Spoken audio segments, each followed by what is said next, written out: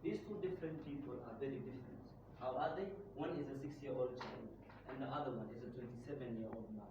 The 27-year-old man worked in the tourism sector, and the 6-year-old child was in class 6. Very weird, I know. He's still in class 6. Now imagine this child having a holiday which is 8 months long. That's the dream come true for that child. But for the other person, who's a 27-year-old man, just lost his job and he has no idea where to start next. Kenya's culture is very diverse. The Kenyan economy is very diverse. It has very many types of people that live together and make an ecosystem of people, consisting also of nature and also the land. We have cruel people, we have good people. Those people balance out the Kenyan ecosystem of life. My name is Abubakar Ali Sheikh from Alidina Bisram High School.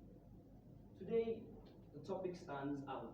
COVID-19, how has it affected the people's heritage, the people's culture, and the way Kenyans are for life? Will it change it forever, or will it still remain the same? How different will it be? We start off with the tourism sector. Imagine this. In 2019, there were 2 million tourists, international tourists. And today, the time we stand, there's around 500,000 tourists. We lost about 110 billion Kenyan shillings. Those 110 billion shillings, to be honest, are never going to the good people anyway. But still, no one got corrupted. So 110 billion shillings was still lost in thin air. 80% of the companies that conducted a survey reduced the number of employees they had, and 31.9% reduced the remaining employees' salaries by a whopping 70%. 70% is enough to pay taxes, water bills, and electricity. Now imagine this on top of it, your children are at home, your wife is at home, you are at home, you don't have a job, and you have nothing to do. On top of it, your mosque is closed. But if you go to the church is closed. Now you don't have religious support. You're all alone. What do you think is going to be next in life? 2.5 million people suffered the same consequences that worked in the tourism sector. 2.5 million people lost their jobs. And the situation just gets worse from there. But you see, something I started off with, good and bad are one and the same. In order for there to be life, in order for there to be creation, there must be destruction. You must destroy something in order to make something new. When you push someone to the limit of their life, when you push them to the corner, to the point whereby they themselves cannot push anymore, they adapt to a new situation. A situation which will make them stronger, better, and will make them kick them back and say the problem that was never a problem. I have adapted to this new situation and it will make me a stronger person. Some people innovated. Some people became smarter in what they did. Yes, some people explored their talents. Some people just stayed at home. Some people built their bodies. Some people could do a front lip, a human flag. Things they could never do in their lives. They could do it. But on top of it, this is still destruction. Something is still being destroyed. Now imagine you are a Maasai person. You're part of the Maasai culture. When COVID hit, very many problems happened to you. The first thing is, Maasai culture is based around their cattle, around the animals they have. Now imagine this, the market is closed. You can't sell your cattle. What will you do? You have to change your way of life. You must adapt new methods. You must start doing other things that are outside of what you usually used to do. Changing people for the better or for the worse. You either started doing illegal things or very cunning things which are very creative, such as, have you ever wanted to see a dancing cattle dancing on balls? Who wouldn't want to see that? Imagine a cow who's doing a flip-flop on and doing a break dance on top of it. That's very creative. But that never happened because creativity hasn't reached us to that limit. And on top of it, imagine someone is smuggling children and stealing their organs and selling them in the black market to make money. That money to benefit yourself. You are in problem, that child is in problem, but for you to benefit, you must take their organs and sell them in the black market for you to get the money. It's been happening in this our beloved city of Mombasa a lot recently. But we can change it because times are changing. Again, creation and destruction are one and the same. Now, imagine a Maasai child wanting to learn the Maasai life. How does he do it? There's usually work two ways. There's apprenticeship. You join the elders and watch them as they do their lives. But now, due to COVID, you can't move a lot. And on top of it, you can sit down and talk to one of the elders you have and talk to them. But you see, the problem is there's something called social distancing. That social distancing must keep you away from that elder, because that elder is at risk. The moment he catches COVID or the moment she catches COVID, her life is in risk. So in order for you to protect that elder in society, you must stay away from them, limiting the amount of knowledge you can get from your culture. So the next point is the mental health. Imagine this, it's the month of Ramadan. You haven't gone to the mosque for the whole month. Imagine it's Eid, you cannot pray. Imagine you want your child to get married, he can't because he can't go to the mosque. Imagine your relative just died the other day and you have nowhere to start. On top of it, you have no job. On top of it, you just argued with your wife. And on top of it, your relative, your best friend's wife just died. He himself cannot help you out. Now imagine you as a person sitting at home and thinking, where should I start? Should I just jump off a building and end the problems, or should I do what instead? Do you see the mental health of that person? Some people actually go insane. Just as my uncle went. He had so many problems in his life. He actually wanted to take his own life by jumping from a bridge. But luckily, he's still alive today and his life is going well. I just remembered something.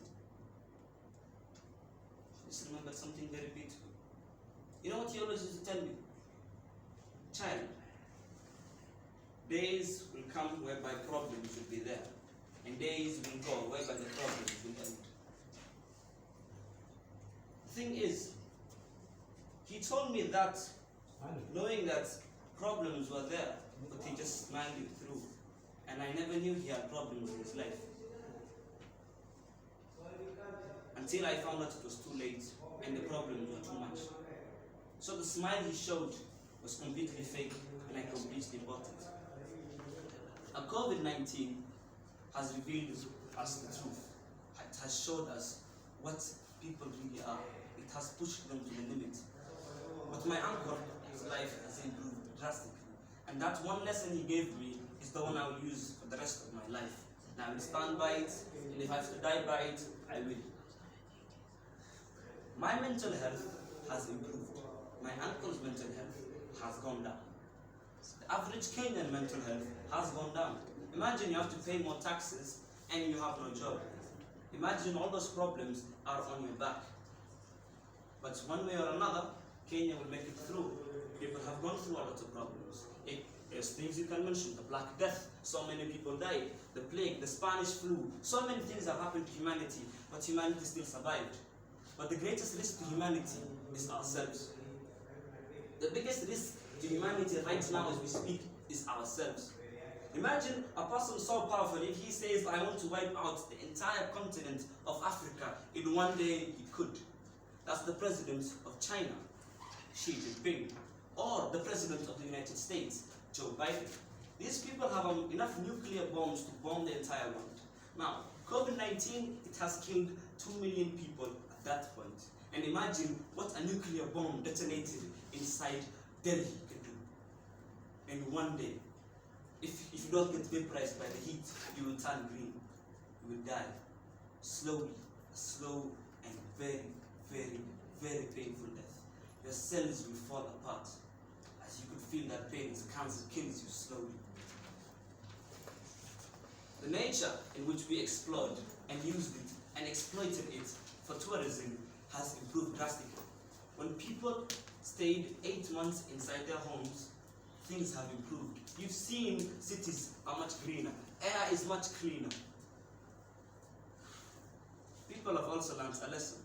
What they were doing to the environment right now and what they will do is going to be very different. Some organizations have actually stood up. For example, you can talk about the Team Seas that wants to clean up 30 million pounds. Bad unit of counting. Pounds is very bad. Kilograms is better. But that £1,000,000 is a lot of e-waste, a lot of waste that's clogging the oceans. Imagine people wanted to clean it. And imagine if COVID never happened, that problem would still be there. It will still be standing on our backs and holding us back. The SGTC, the Sustainable Tourism Global Center, which is my next point, is going to give us hope for the future. It is a coalition which consists of countries such as Saudi Arabia, Spain, and Germany. What does it want to do exactly? So this is a coalition of countries that want to say, yes, we are exploiting our natural resources for tourism. We're exploiting animals and we're welcoming people to look at our animals. We get money from it, which helps us a lot. But what about the animal that actually brings us that attraction? What about the nature? What about the waterfall that is there? People want to care more about the nature they have. They should care less about the money and they should care more about the problems that will happen to the ecosystems of those countries that will be affected. Now Kenya is going to put on plans. Of course, this coalition is still new. The plans are not there, but it's a sign of hope. A sign of hope that's going to change the way we look at tourism altogether. Imagine this, instead of going to Tsavo National Park, looking at animals and leaving, you go to Tsavo National Park, take a tree and plant it. And every single time you come back and you look at that tree, I planted it. And the next time you plant another tree, and then another tree, and then another tree. It will help birds, it will help the entire ecosystem, and it will boost the life of those animals in those parks. Again, when life gives you lemons, throw it back and ask for chocolates, because chocolate stays with you. Thank you.